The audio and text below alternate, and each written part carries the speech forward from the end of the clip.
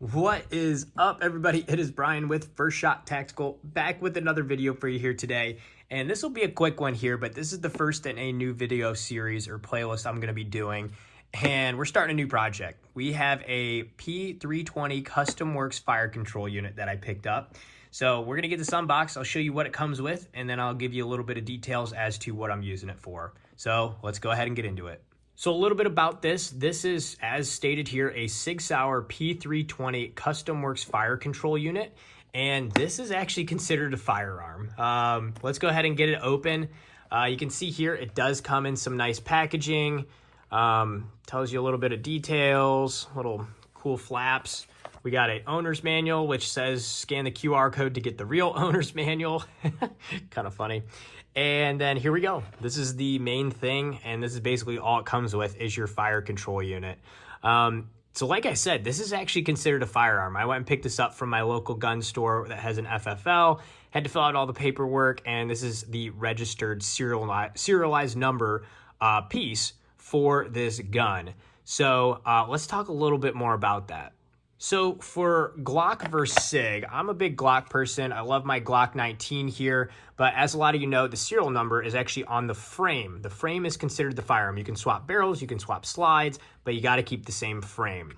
However, for Sig Sauer, the big benefit with their products is the serial number is on their fire control unit. So this right here. So now, as you can see in the picture here, I can go buy different frames, different barrels, different slides, anything that will fit with a 320 fire control unit. The world is my options. I can do anything I want as far as customizing. So huge benefit to this, and I'm actually pretty excited because I have a couple projects I want to do around this. But yeah, if you're looking at doing some kind of custom gun or, building your own, this is a great option again, because you pick and choose your lower, your barrel, different colors, slides, optic cuts, you name it. So that way you're not stuck with just that default gun right off the bat. You have options that you can go ahead and build around.